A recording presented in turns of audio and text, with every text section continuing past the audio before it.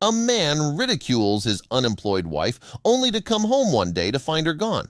In her search, he discovers a note revealing she intends to divorce him. Can he stop her from doing so and save their marriage? Before we continue, please take some time to subscribe to Dailydose, like, and share this video with your friends. It was a bright, cold October morning, and Harry was excited about his gaming app presentation, a project he had poured himself into for the past 6 months. As the clock struck 8, Harry entered the dining room, preoccupied with his phone, barely acknowledging his wife Sarah and their sons Cody and Sonny. "Morning, honey," greeted Sarah. "Good morning, Daddy," the boys chimed in unison. Ignoring them, Harry grabbed a toast and rushed back to his room. "Sarah, where's my white shirt?" Harry's voice boomed from the room. "It's in the wash with the other whites," Sarah replied. Harry stormed into the dining room. "That's my lucky shirt! I needed it for today." "I didn't have enough whites for a full load until now. You have other white shirts." "This is a big day for me, and you're making excuses?" Harry retorted. "You're overreacting, Harry. Your presentation is what matters. It's just a shirt. So stop barking, all right?" "Oh, really? I'm barking. You want to do this now?" "Do what, Harry? You're making a scene for a stupid little thing. And nobody would be interested in what color shirt you're wearing when all eyes would be fixed on your goddamn presentation." "A goddamn presentation? Come again. Did you just say that? Do you have any idea how I've been busting my butt off day and night for that project?" "Watch your words. The kids—" "You sit at home all day doing nothing," Harry blurted out. "Is it too hard to remember one simple thing? All you do is blah, blah, blah and nothing at home." "Harry, stop this. The kids are watching. You're scaring them." "Oh, really? And nobody watches you when you're on the goddamn phone gossiping all the time with your friends. Nobody watches that, huh, Sarah? You can never be a good wife if you can't do even a simple thing for me." Harry dressed up in a random suit and stormed out of the house, grabbing his briefcase. After a successful presentation and bagging the promotion, Harry anticipated an apology call from Sarah. Something she always did after their fights, but this time there were no calls. Thinking he would win her apology anyway, he returned home with white roses but found the apartment empty. A note from Sarah on the table read, "I want a divorce." Confused and worried, Harry called Sarah's sister Zara, who informed him that Sarah was in the hospital. Harry rushed to the hospital, only to face an angry Zara. "You told her she was not wife enough for you." "Look, we'll talk about this later, all right?" Harry rushed to meet the doctor. "Doctor, is my wife all right? Can I see her?" "It was a mild attack. She's out of danger, but she needs to take care of her health now." "Go ahead, and only 10 minutes, 'cause she needs to rest." Harry shakily walked into the ward, trying to force a smile as he approached Sarah. "Honey, I'm sorry. Please, let me explain. I don't want to hear anything. I'm done. Divorce is the only thing I want." What? Why, you're taking it too far, all right? I had ambitions, plans. I chose you over every opportunity, and it ruined my life," she said. "It's too late for your sorry, Harry." "Honey, please, we can work this together," he pleaded. "No, I can't do this anymore. I can't be fake to myself, to you, and to the kids. I'm 32, but I feel like a crone. I just hate you, Harry. You're so disgusting." "What about the kids, Sarah?" "I'm in a tough spot to provide for them, so they're staying with you."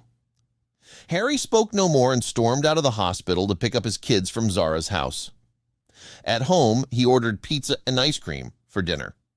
After tucking the kids into bed, he called his friend Alex, who suggested that Sarah might have just cracked up and would be home soon. The next morning, Harry's kids awoke him, and as soon as he looked at his watch, he knew he was late. In the morning chaos, Harry burnt the French toast in his shirt while juggling the kids' school preparations. "Oh no, the toast!" he exclaimed, rushing to salvage the breakfast. Daddy, what's happening?" the kids asked amidst the chaos. "It's just the smoke alarm, don't worry," Harry reassured them, but things only got worse. He had an important meeting and he was getting late. "I'll quickly get ready and let's grab something nice to eat on the way to school. Yeah?" He dropped the kids off at school and arrived late at the meeting. "Sorry, traffic, you know." When he returned home in the evening, Harry found signs of Sarah's absence more evident. Her belongings were gone. "Did she leave me for real?" he wondered, overwhelmed. "Daddy, what happened to Mommy's pictures and her things?" the boys asked. Harry, clueless, called Zara. "Is this some kind of a joke, Zara?" "Your sister came here, took all her things, and left me with the kids," Zara coldly informed him. "She told you, hadn't she, Harry?" "You took my sister for granted." And then the line went blank. 5 months went by without Sarah. Harry struggled to balance work and parenting, and his work performance declined. One day, his boss, Mr. Adams, invited him for a beer. At the pub, Mr. Adams brought up Harry's recent work issues. "Harry, we've noticed you've been missing deadlines and coming in late, and we're a business, if you know what I mean," Mr. Adams said. Harry, trying to lighten the mood, joked, "So, you plan to let your best game developer go?" Mr. Adams was also Harry's friend, and Harry could have never prepared himself for what happened next. "I'm afraid, yes," Mr. Adams replied seriously. "Oh, it's out of my hands. I'll give you good recommendations." "What? Please don't do this. I need this job for my kids." Mr. Adams remained silent, leading Harry to storm out in frustration. As he walked away, his phone rang. It was Sarah. "Sarah?" Harry said, surprised. "Harry, can we meet for a quick chat at 5? "At the cafe where we first—" Sarah asked. At a cafe, Sarah met with Harry to discuss their children. She revealed she had been in therapy and now wanted custody. "Custody? How dare you? After you left us?" Harry fumed. "Harry, I'm their mother. I have rights," Sarah insisted. "You abandoned them and now you want to take them away? They're used to me now," Harry argued. Sarah was determined. "I deserve to have them back. I'll see you in court." Days later, Harry, now adept at managing household chores and balancing a new freelance gig, prepared breakfast for his sons. "Daddy loves you." He kissed them goodbye and dropped them at school before heading to the custody trial. "Mr. Wills, can you please tell us about your attention to your family while you lived together with my client, Miss Sarah?" Sarah's lawyer asked Harry. "Well, I did my best to provide for my family. I worked long hours, overtime sometimes. I kept myself busy because I wanted to make sure they had everything they needed," Harry said. "That's what most responsible family guys do, right?" "And what about your wife's ambitions? Did she want to build her own career?" "Before we had our kids, yes, she did want to work, but after that she stayed home to look after the kids and the household." "Well, looking after the kids, the family, cooking, cleaning. So basically, your wife has been your cook, your children's nanny, your well-wisher. And did you insult her, saying she did nothing at home?" "I did. Yes, it was an outburst. I was late for office and—" "Mr. Wills, were you fired from your job? Why were you fired exactly?" "Objection, Your Honor. This is utterly irrelevant and immaterial to the case." Harry's lawyer rose. "Objection overruled." "Thank you, Your Honor," added Sarah's lawyer. "Mr. Wills, why were you fired from your job?" After a momentous pause, Harry looked into Sarah's teary eyes and opened up. "Because I couldn't balance my work and parental duties. I tried, but it was too much. But I didn't give up. I would never give up on my kids. I love them." "Mr. Wills, how are you managing now? How do you intend to support your kids without a job?" "I have a job. I can support them well." "Be specific, Mr. Wills. What job and what's the salary?" It's a part-time freelance gig. I'm a video editor." "Mr. Wills, I admire your confidence despite your climbing down the career ladder." I'm sure you make nothing much like you used to in your previous job, right? The lawyer added ironically, a freelance job, low salary, and raising 2 kids in today's recession. Well, that's all, Your Honor. Sarah was then called up to the box as Harry's heart started pounding. Ms. Sarah, can you please tell us about your life with your husband? Soon-to-be ex-husband? Harry's lawyer asked. Did he ever refuse to give you money or care for you in any way? No, not at all.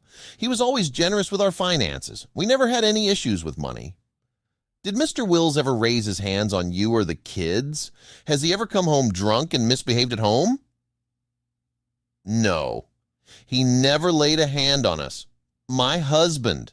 Sorry. Mr. Wills has never come home drunk. Your husband has taken care of you. You even agreed on that. He's never laid his hands on you. Then why did you leave him and the kids?